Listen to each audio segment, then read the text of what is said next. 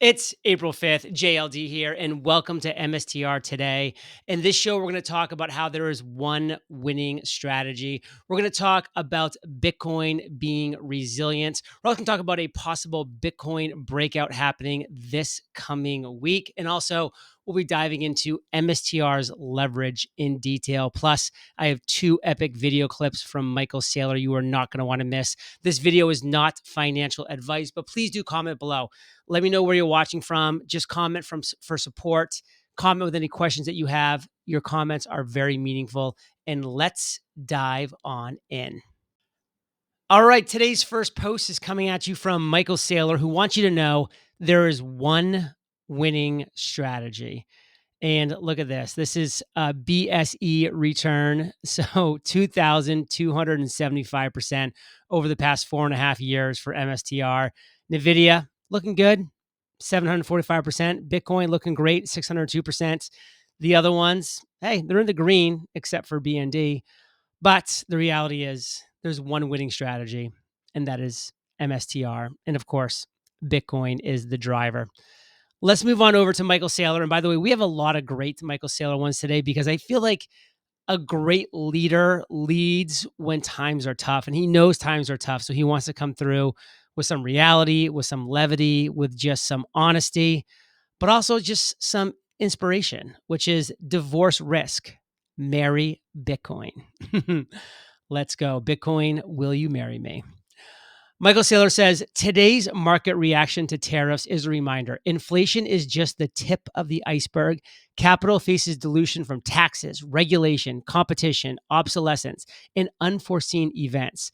Bitcoin offers resilience in a world full of hidden risks. That's why Bitcoin is resilient. It's a great post from the Bitcoin therapist. He says, these two are about to run Wall Street. And Ryan's a pretty interesting follow, I will say, on Twitter, on X. He wrote, I can't wait for my $10,000 made in the USA iPhone. And Michael Saylor says, you're going to love your $1 million made in the USA Bitcoin. Michael is relentless. He just won't let Ryan forget the decision that Ryan made, which of course Michael Saylor is all in favor of going on the Bitcoin standard, of adding Bitcoin to the balance sheet, of raising debt to buy Bitcoin, of becoming a Bitcoin treasury company. So Ryan Cohen, thank you for joining the Bitcoin treasury company team. We welcome you. Matt wants us to know that he's expecting a Bitcoin breakout next week, and this is the clock. He's a chart guy. He's a research guy. And again, there's very few guys that I follow in this area as far as technical analysis. Matt is one of those. So I wanted to share this with you because he's expecting a breakout. That means I'm expecting a breakout. And Bitcoin for Corporations posted insight. Strategy is up 3.87%, defying today's market downturn.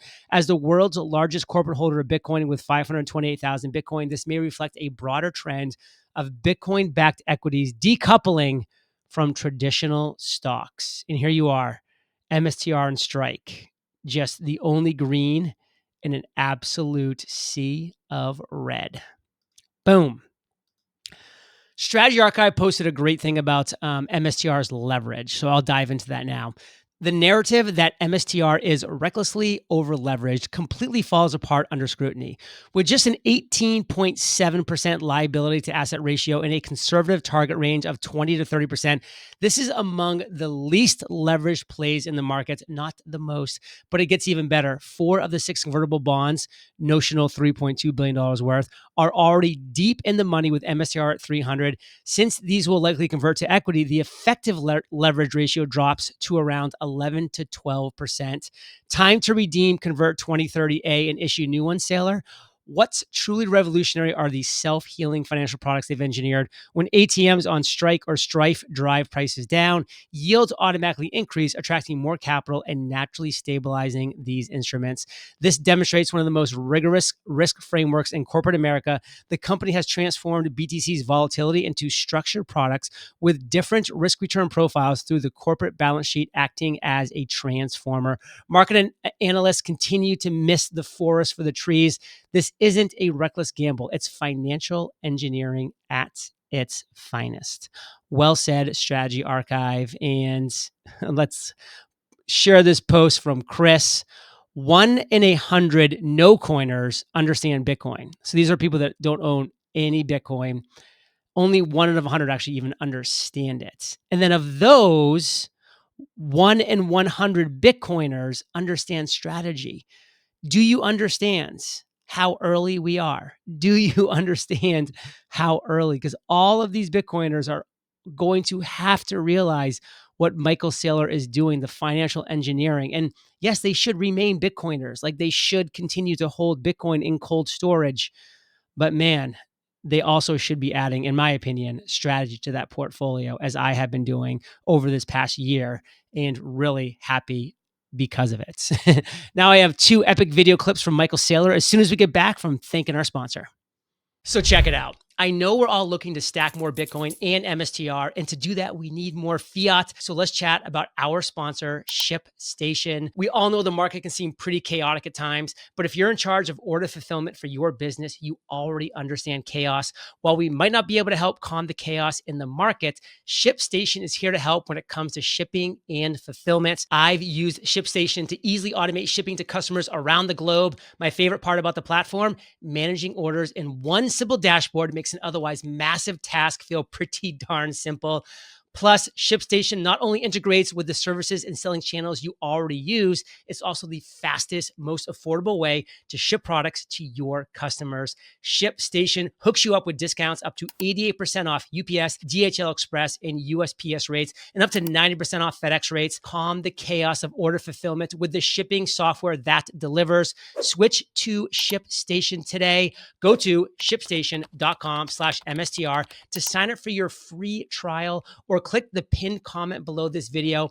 That's shipstation.com/MSTR. And thank you for supporting our sponsors that allow myself and my team to continue to produce these daily videos for you for free. Now back to the show. If you were to tweet something that's a lie right now, we don't have an agency, right? You could be sued for libel or slander.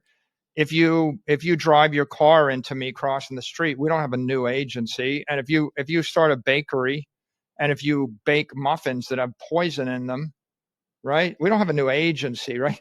You don't need to create a new agency for consumer protection. We've already got courts. We've already got criminal statutes. You're not allowed to kill people. You're not allowed to steal from people, right? So you don't need a new agency. We've already got the law. So my view on digital tokens is we ought to just let issuers issue the token and hold them liable for the damage they do. In egregious examples, there'll be criminal liability. Someone will go to jail. So it's the issuer that would have the liability because they're doing, I guess, the KYC of the people who want to release these tokens? The issuer would have liability, but not for KYC. I think that with these digital assets, all the digital assets ought to circulate freely, friction-free, at the speed of light, at the speed of a computer. So a digital token, a digital currency, a digital commodity, and a digital security all should circulate. No KYC, no AML, friction-free. That's how you're going to make the economy work. But the issuer should have liability for fraud. So if the issuer says, I'm selling 10 million, CoinDesk tokens, and then you actually dump 1 billion CoinDesk tokens, it's fraud. You could call it wire fraud. You can call it consumer fraud, right? It's kind of very straightforward. I don't think we need more. And again, if CoinDesk issues a token that pays off on the murder of me, right?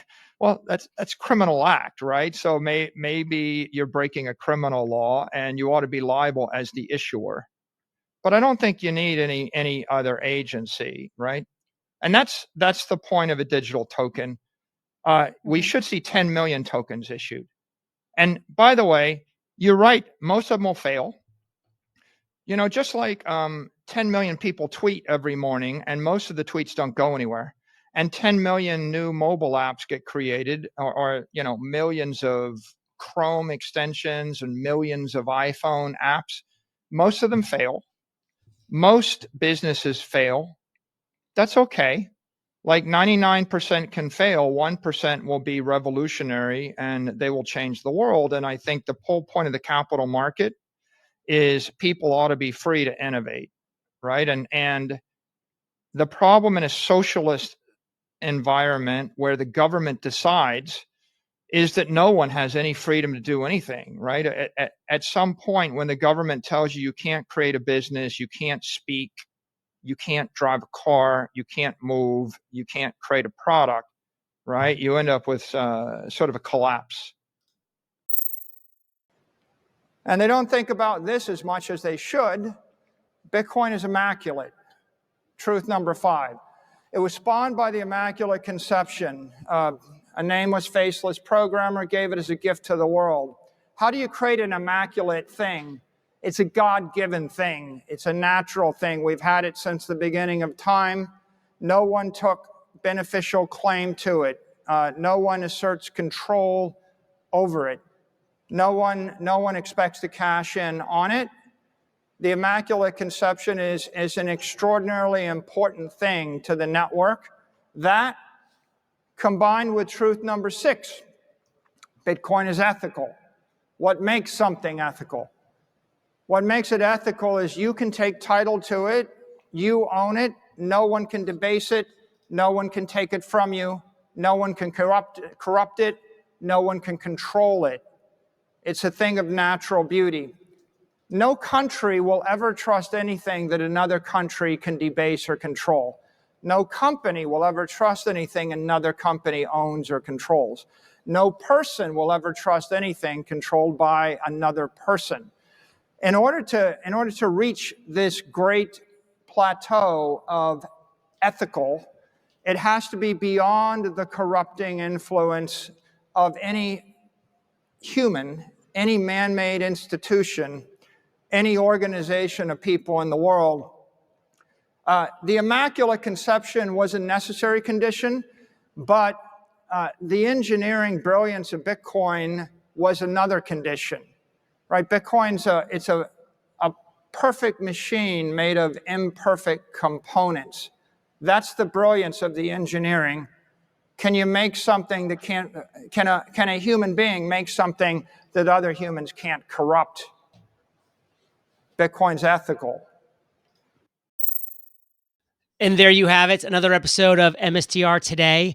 My receipt from yesterday, I bought a 0.738 share of MSTR at $286. This is my quest of buying $210 of MSTR every trading day of 2025. Tomorrow, Sunday, so I'll reveal my entire portfolio, where I'm at, how I'm doing, et cetera, et cetera. But remember, these tariffs, they're a doozy. They're brutal. The market's brutal right now. This is where the fear, the uncertainty, the doubt takes over. Make sure you are curating the people that you are talking to, that you're speaking with. I always love to hang out with optimistic people. Pessimistic people, I keep them so far away. I just don't need that in my life. You're the average of the 5 people you spend the most time with. So I'm honored to be one of those 5 for at least these 10 to 15 minutes every single day. So let's keep on rocking and rolling. Remember, it is inevitable, absolutely inevitable, what Bitcoin is doing, what MSTR will be doing as a result of the inevitability of Bitcoin, in my opinion. So it's inevitable. And as Michael Saylor says, there is no second best. What's the second best? There is no second best.